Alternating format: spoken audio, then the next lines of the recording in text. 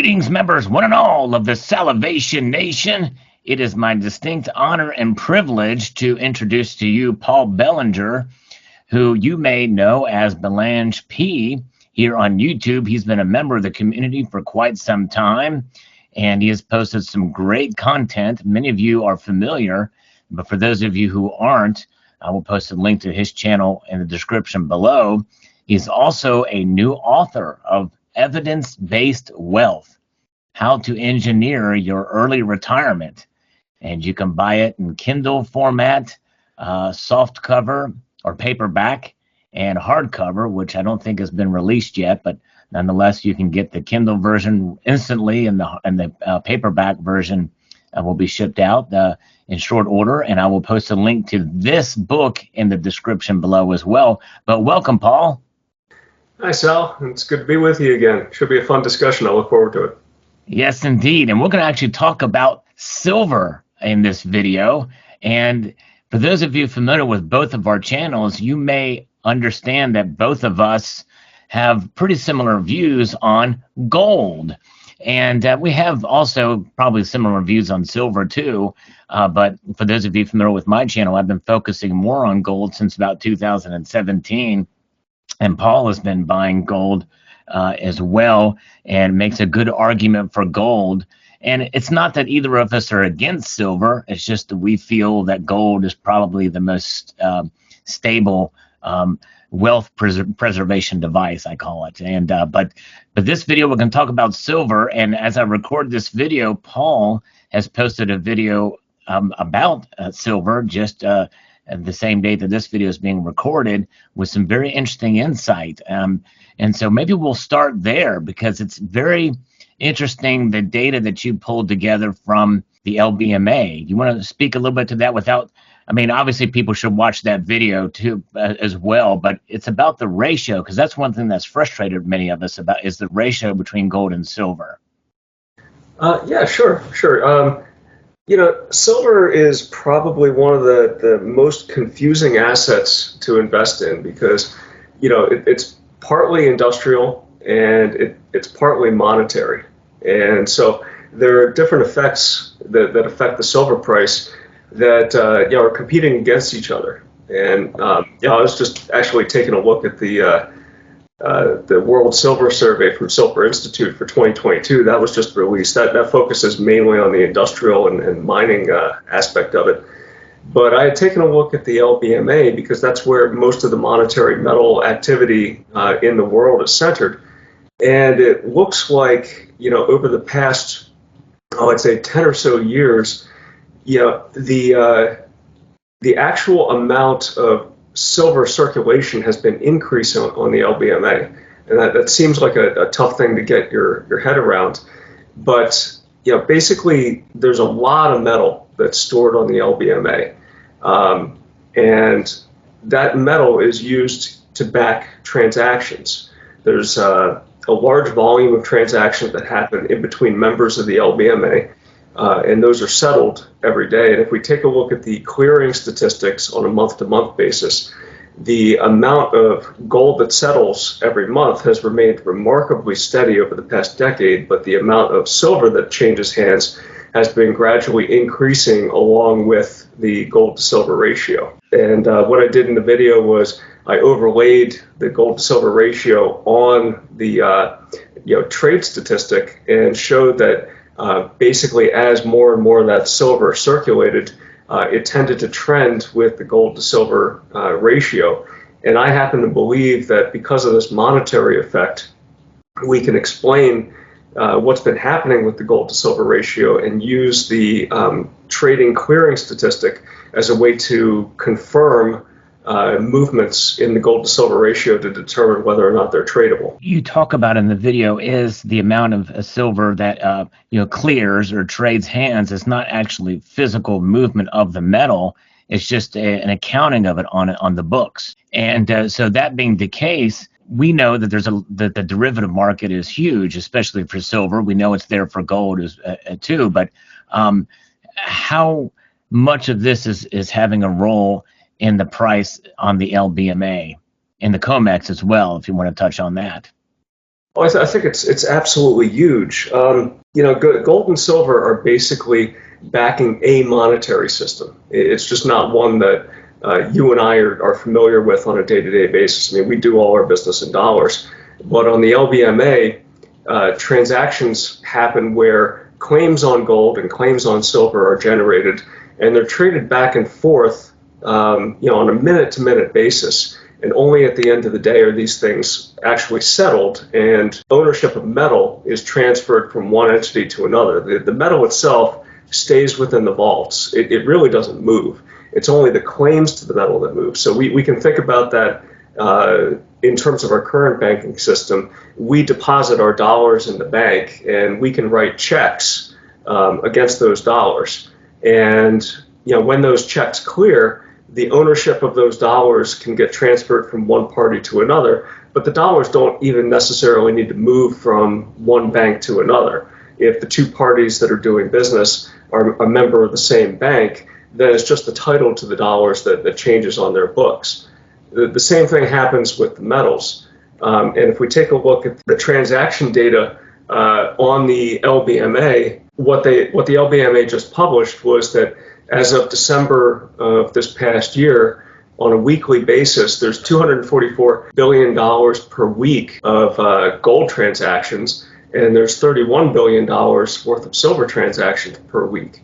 Now, if we annualize that, it works out to be something like $14 trillion worth of gold transactions and about $2 trillion worth of silver transactions. If we add them up and compare them to the gross domestic product of the various countries on Earth, the only country that has a monetary circulation greater than that is the United States of America. Right.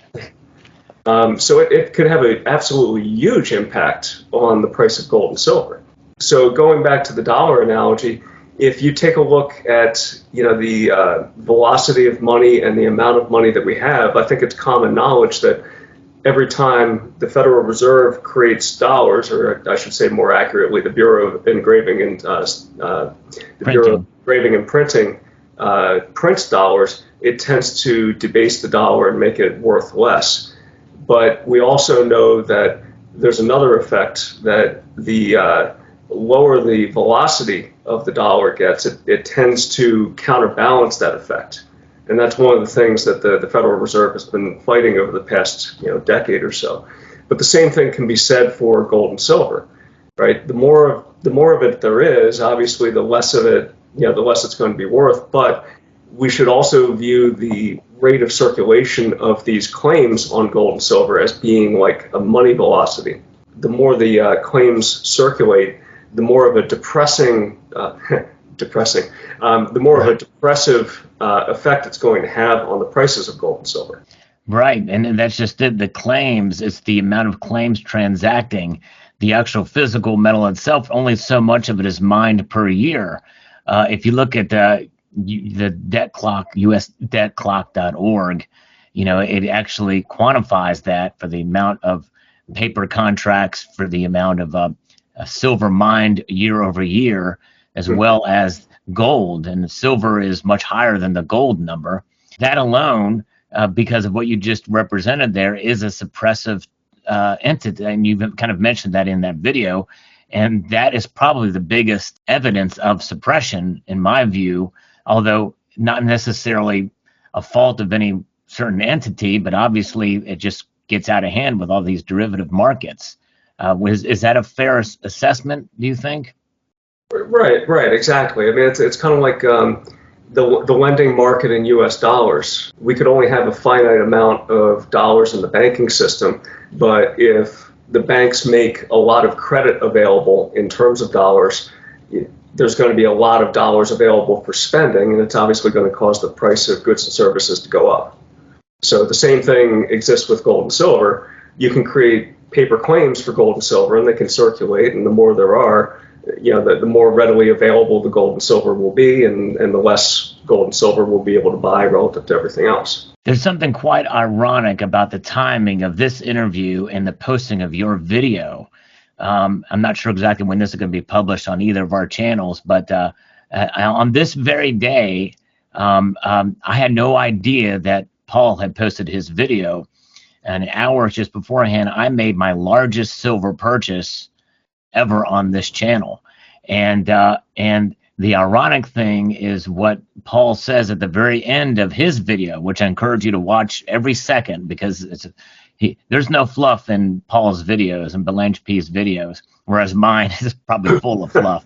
But nonetheless, but you watch all the way to the end and you'll see what he's talking about there. Now, I have mixed emotions on that because I made this large purchase without, because we don't know exactly where things are going to go. No one can predict the future.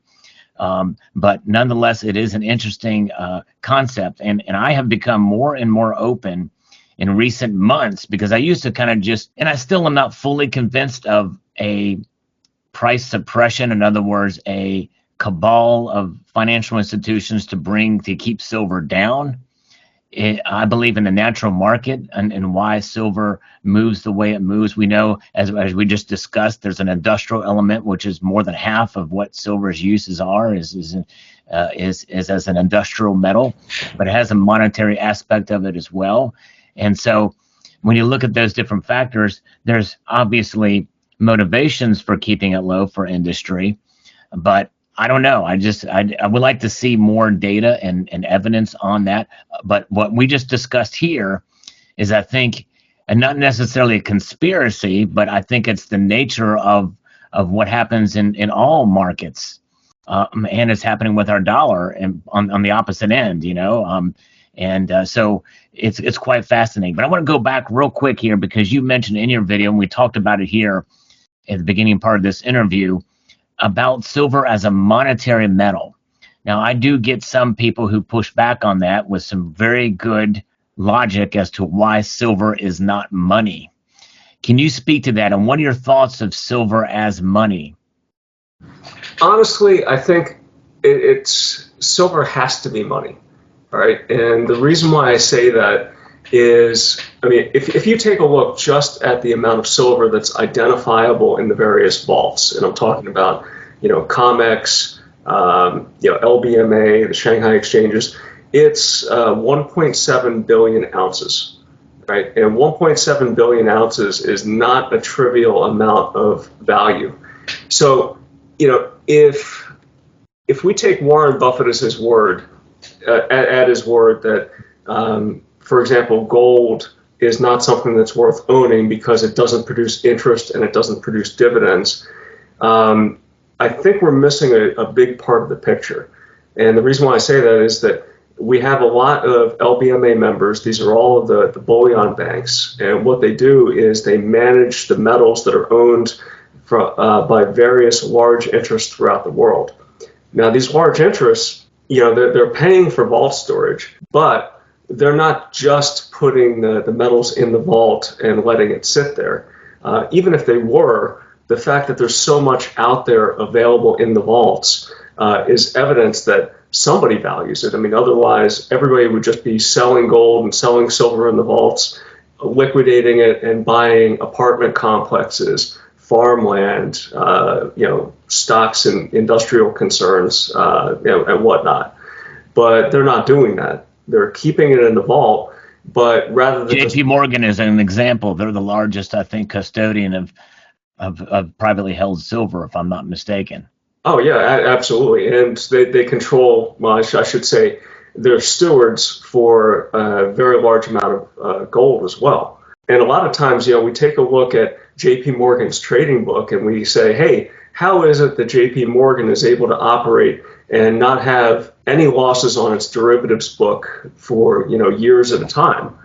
And the answer isn't that they're manipulating. The answer is that they're banking, right? So, they're acting on the long side and the short side of a lot of these contracts, and they're making money for their clients via the spread. So, it's a banking operation.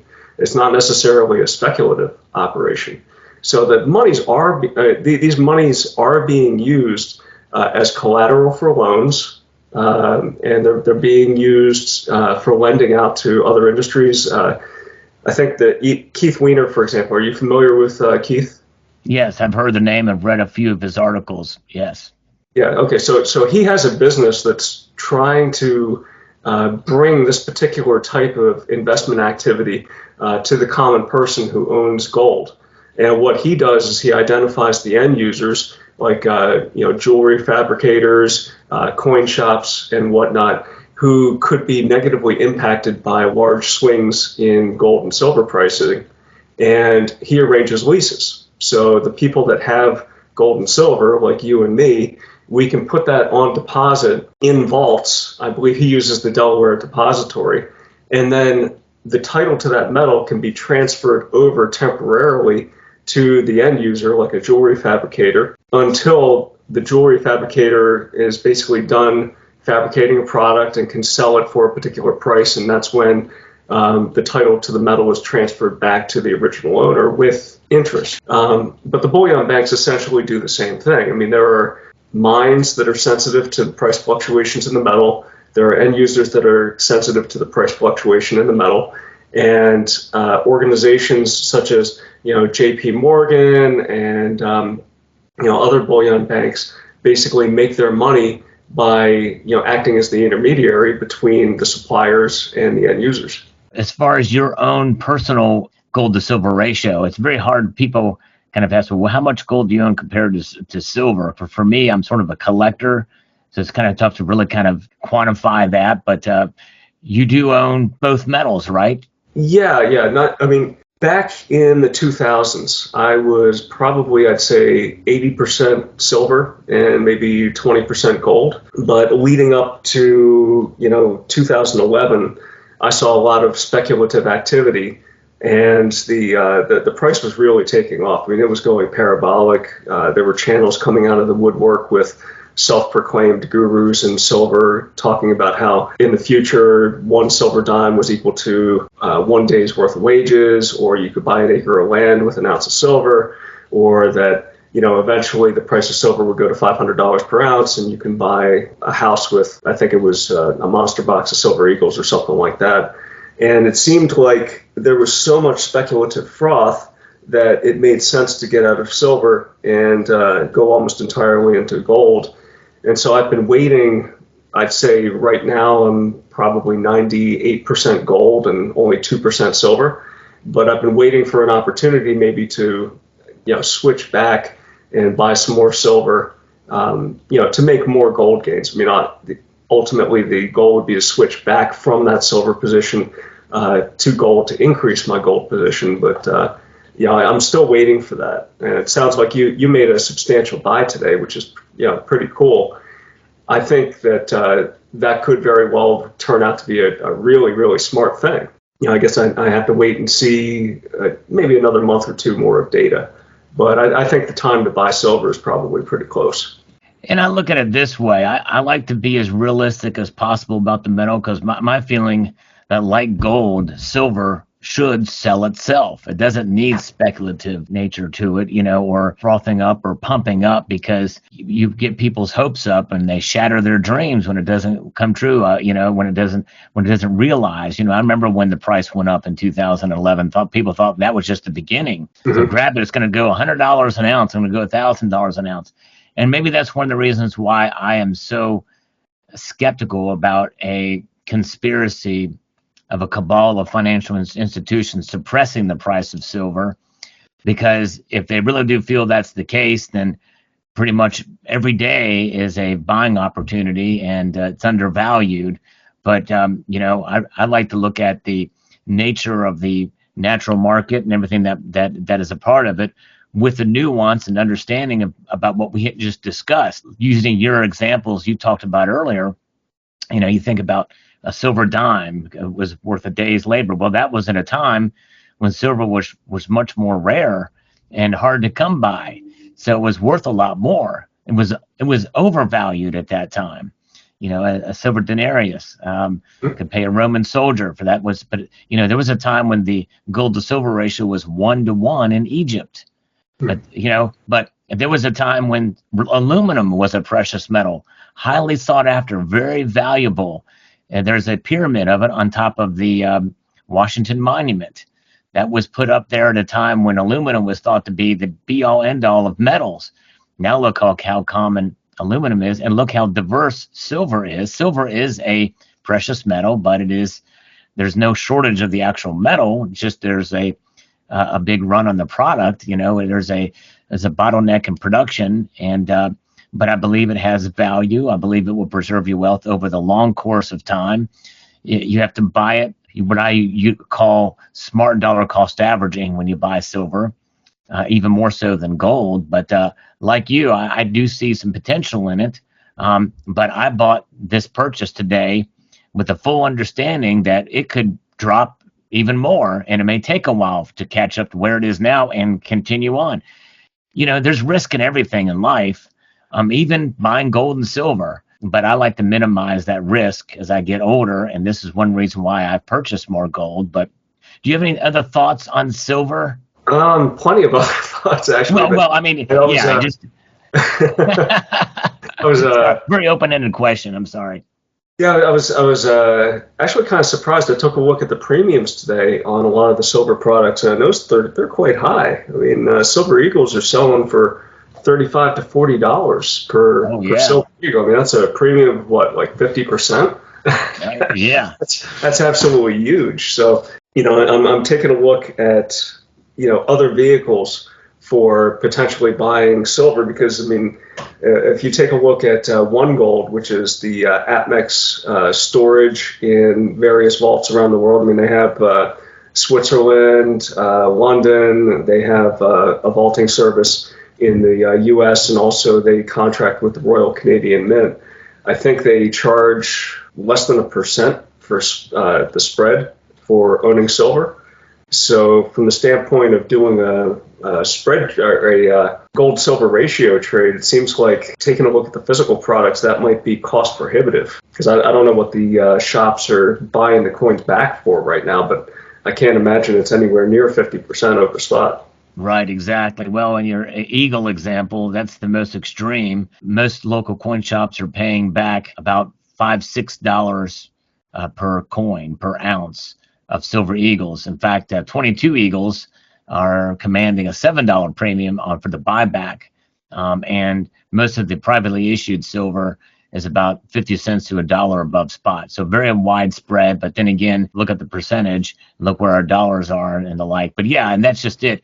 It's an option like One Gold, and actually JM Bullion, Provident Metals came out with a rolled out a similar service as well. And so that's a way to be able to store. There's some counterparty risk actually doing that, but it's with a bullion dealer, and you hope that if you bank up enough to buy an ounce of gold or 10 ounces of silver, what have you, that you will be able to just cash out or metal out. Right.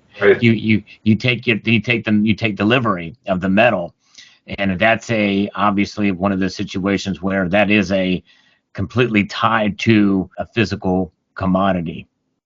I'll tell you one thing. If I had a choice between buying silver with premiums as high as it is now or holding dollars, I think I'd go with the silver. Yeah. Oh, yeah. And that's a lot of people. Well, you're not alone. That's why the demand is still so far up compared to what the dollar is doing, which is losing value at a rate of about 1% per month.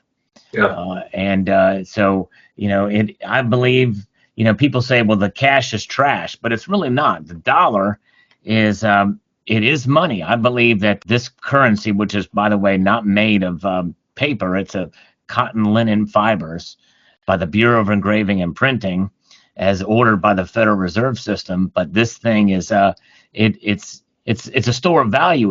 It's just depreciating value. There's a difference. I think what we're seeing now with the expanse in people buying precious metals in general is the opposite of Gresham's law. And Gresham's law recognizes that the dollar is money, because it says bad money drives out good money, right? People gravitate towards the bad money. Well, it's the opposite now. People are getting rid of the bad money for good money. They're waking up to what precious metals have done for thousands of years. Yeah, I think the only thing that the dollar really has going for it right now is that if you don't produce a certain number to send to your bank every month, to take your house. Right, that's right, that's true. Indeed. Well, it is, and that's another thing too. You're right. There is that, and and it's also transacted in 60% of the world's transactions. So it's the top reserve currency. I liken it to the cleanest shirt in the dirty laundry pile. Yeah. And so that's what it is. Before we get to your book, because I do want to talk about your book and what led you to write it, any other thoughts on silver you want to discuss quickly in the next few minutes? Yeah, I'd encourage people to go out and take a look at the Silver Institute World Silver Survey. It just came out for 2022. It has a lot of really interesting factoids in it. A couple things that they discuss in particular was the impact on physical investment that the Ukraine situation has had, and whether or not that's going to be transitory or permanent, and also the impact that the Wall Street bets fueled silver squeeze early last year had on the physical market. I think both are very interesting. They also talk a lot about recycling trends. For example, they talk about how now that we're getting towards the tail end of the lockdowns for COVID, there are certain effects taking place. For example, a lot of silver coming into the refineries to be recycled from ethylene oxide plants, upgrading their catalysts, for example, as well as demand for photography because people are now getting X-rays that they weren't able to get last year. So there's a lot of really interesting stuff in there that I'd encourage a lot of people to go read. And it is amazing because demand for silver has increased in 2021, and we see it probably continuing to increase in the industrial sector as green technologies become more mainstream, and not only in terms of government initiatives, but also just in the private sector. So it's fascinating to see the trends for silver, and that is a good idea to take a look at that. Very good. And there's so much more we can talk about with regards to silver too, and maybe we can have a follow-up discussion about this maybe in a future interview. But I'm going to talk a little bit about your book, and it's available on Amazon, Evidence-Based Wealth: How to Engineer Your Early Retirement. And this is something you had talked about on your channel for a while, that you had wanted to do, and now it has come to fruition. Can you talk about what led you to this end? Yeah. Well, for one, I all of a sudden had some time available to me. Right. It's been 15 months in the making. It was actually a very painful process, so I don't recommend it to anybody. But now that the work is all done, I just saw the physical product today, and it was really nice. And I'm very proud of it. But do you have it there with you? Do you have a hardback version? No, actually, I only saw a paperback because one of my fellow church members ordered a copy of the paperback and decided to bring it in today. We were having a meeting, and I got a chance to thumb through it. But I'm still waiting for my hardback to print and ship. And so I guess Amazon is behind, or they're waiting for enough orders to start producing the hardbacks. Excuse me, my dog's vying for attention here. So anyway, what led me to write it was, I'd like to have some kind of a legacy that I leave behind. I don't think that my YouTube videos are going to necessarily stand the test of time. Who's going to be reading them 10 or 20 or watching them 10 or 20 years from now? Books to me seem more permanent. Plus, to me, there's a way of that reading something helps to clarify the mind in terms of its thought process that watching videos can't do. So I always wanted to take the material that I had developed over the years and put it to a paper format. But also my kids, they're now getting to the age where they're getting ready to launch and start their own careers. And I wanted to be able to teach them everything that I had learned, but nobody wants to sit down with their dad and talk about finances for 30, 40 hours. So I just thought I'd write a book and make it available to them, buy it. I'll be giving them hardbacks as they graduate from college. But this is a way that everybody can at least take a look at all the information that I put together that I think is really important for preparing for retirement. And they could read through it and take the lessons that I learned that they think apply to them and apply it themselves. Well, we have a few minutes here. Can you go ahead and let's do the audio version of the book right now? Can you go ahead and just read it all right now? Okay, sure. No, I'm teasing you. We like to have a little bit of fun from time to time. No, Well, that's cool. but I can go through, I think, what is the most important lesson, and this applies to gold and silver investors, stock investors, bond investors, real estate investors, all alike. And one thing that I can tell you for sure is that when you do the math, if you have, a certain amount of working years ahead of you, whether it's 20, 30, or 40, the thing that impacts your ability to have a comfortable retirement more than anything else is your savings rate. It's not the rate of return on investment, provided you don't lose a lot of money. It's your savings rate. And if you can nail that in and live well below your means, you'll have a comfortable retirement, whether you buy gold and silver, which supposedly don't produce any returns, or you buy stocks. It really doesn't matter. That's definitely a good lesson. Now, of course, obviously, you saying that in 2019 or 18 would make perfect sense. Nowadays, though, we need to beat inflation. So when people think of savings, they think of savings in these. This is the Federal Reserve note here, and as we know, every 30 days it loses about 1%. Every year, about 8.5%, according to the official numbers. And so it's about finding those vehicles that can help preserve your wealth and build up a savings. And other than precious metals, does the book discuss other ways to be able to do that? Oh, yeah, absolutely. In fact, one of the things that I talk about is that nobody really saves in, I hold $1 and crinkle it myself, but they're in my pocket at the moment. But yeah, why don't you go ahead, Sal? Do the crinkling one more time. All right, here we go. Nobody really saves in those. I mean, there are some people who might put them under the mattress or have a safe and put their dollars in there, but that's absolutely a losing proposition. What most people think about when they think about savings in dollars is they're actually saving in dollar credits. So they're lending their money to a bank and hoping to get some interest. I mean, that hasn't been the case for the past 10 years, but they're hoping to get some interest to counteract the impact of inflation. And I think at this point, all of us know that that's a losing proposition because the banks have not been paying interest, and even bonds, which supposedly pay greater amounts of interest, they don't keep up with inflation either. So a lot of the book focuses on how to invest in other things. I focus very heavily on precious metals. I also focus very heavily on stocks. I don't really talk about real estate. I don't recommend that for most people. But in particular, there's a relationship between stocks and gold, and you can invest in a combination of both. And it turns out that the performance, on, let's say, a 5 to 10 year time horizon is actually remarkably consistent. When stocks are doing better than usual, gold tends to be doing worse than usual, and vice versa. When stocks are tanking, gold tends to do much better. In the short term, they can move in the same direction. So, for example, in 2008, 2009, both stocks and gold did pretty poorly.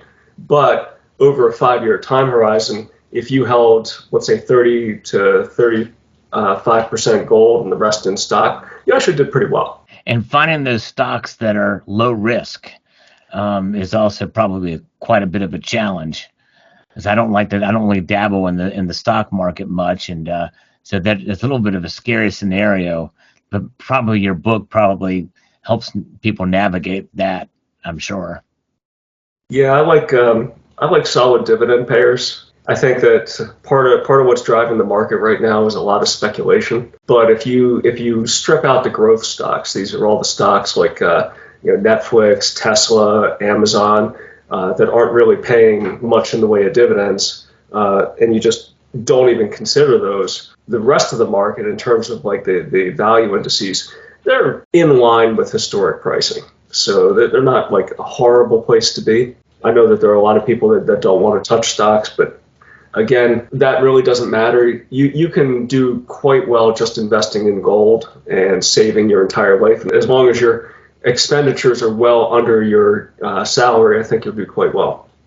I'm looking forward to it. I'm considering the hardback, but I did read your last video, and people are talking about the hardback is on delay, and so I may wait a bit. To be honest with you, I'm not much of a reader, but I think a good book is definitely something, especially if it's a point of reference.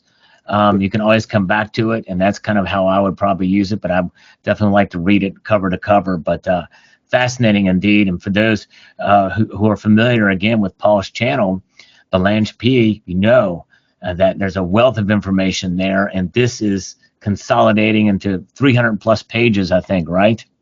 296, I think. 296, yeah. So there you go. It's really close. That's a lot of information and concise. But you also have your channel, and hopefully those videos will stay there, and people can refer to those as well too. But well, this has been great. I really appreciate you taking the time to join me here. Any thoughts you want to leave, share before we go? I'd say, just keep saving. Gold, silver, I mean, they're both very good. I like precious metals. I've always been a fan of precious metals. There's something satisfying when you hold an ounce of precious metals in your hand. And I think that for the saver, they're actually perfect. I mean, it hurts. It emotionally hurts when you have to sell some in order to fund a purchase, whether it's a car or something else. And for that reason, I think they're much more effective than dollars. It goes well beyond the Fed's propensity to inflate. I think just the fact that when they sit at home or in a safe deposit box or wherever you keep them, bury them in the ground, there's a barrier to trying to spend them. That's part of what makes them the ideal savings vehicle. It's why they call them hard assets and not liquid assets, right? Yeah, that's right. That's right. All right. Well, thank you, Paul. A wealth of knowledge. And again, look for the links in the description of this video. And I want to thank you so much for joining me here today. And I want to extend a multitude of gratitude to not only Paul, but for all of you for taking the time to watch this video. And I want to encourage you to please rate, share, and if you have nothing else better to do, go ahead and subscribe.